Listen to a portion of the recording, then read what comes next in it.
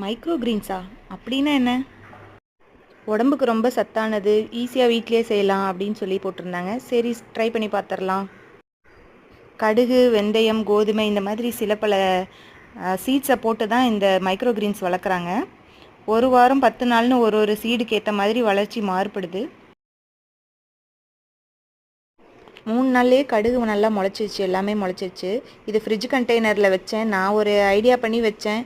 இந்த மாதிரி ஃப்ரிட்ஜ் கண்டெய்னர்லேயே ஒரு 2 லேயர் மாதிரி ஒரு ட்ரே கொடுத்துருந்தாங்க. அதுக்கு மேலே முளைச்சி வரும், கீழே வேர்லாம் நின்றுக்கும்னு நினச்சேன். அது என்னடான்னா வளர வளர அந்த மேலே போட்டிருந்த ட்ரேவையும் தள்ளிக்கிட்டு முளைக்க ஆரம்பிச்சிது. சரி, அதை தூக்கிடலான்னு தூக்கியாச்சு.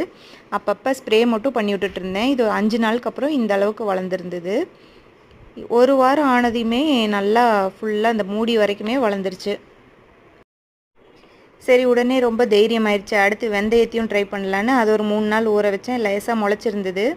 இதுக்கு கடுகு ரொம்ப குட்டியாக இருக்கிறதுனால ஸ்ப்ரே பண்ணால் போதும். வெந்தயம் பெருசாக இருக்கே, ரொம்ப தண்ணி தேவைப்படும்ன்ட்டு கீழே ஒரு டிஷ்யூ பேப்பர் போட்டு வச்சுட்டா கொஞ்சம் ஈரப்பதமாக இருந்துகிட்ருக்குன்னு இந்த மாதிரி ஒரு ட்ரேயில் போட்டு அதையும் மூடி வச்சுட்டேன். ஏன்னா மூடி வச்சோம்னாலே அந்த தண்ணி ஈரப்பதம் இருந்துகிட்டே இருக்கும்ன்ட்டு. ஒரு வாரத்தில் வந்து கடுகோட வேரை பார்த்திங்கன்னா எப்படி கீழே ஃபுல்லாக அப்படியே படர்ந்து அழகாக இருந்தது. இந்தளவுக்கு வந்தாலே கட் பண்ணிடலாம். 2 இலை மட்டும் வரணும், அதுக்கு மேலே வரக்கூடாது. இப்போ பாருங்கள், 7 நாளுக்கு மேலே ஆச்சு. கம்தா கூட கீழே விழுகலை, எல்லாமே அப்படியே செட் ஆயிடுச்சு. கீழே வேரெல்லாம் பின்னி பிணைஞ்சு சூப்பராக ஆயிடுச்சு. லான்லாம் இந்த மாதிரி தான் முதல்ல உருட்டி கொண்டு வருவாங்க, அது மாதிரி ஆயிடுச்சு அப்படியே. இது இப்படி மொத்தமாக கையில் எடுக்கும்போது அதோடய ஃபீலே செமையாக இருந்தது. கொஞ்சம் நேரம் கையில் வச்சு விளையாண்டுட்டு அதுக்கப்புறம் தான் வச்சேன். ஏதோ உள்ளே இருந்த குழந்தைத்தனம் கொஞ்சம் வெளியே எட்டி பார்க்க ஆரம்பிச்சிருச்சு.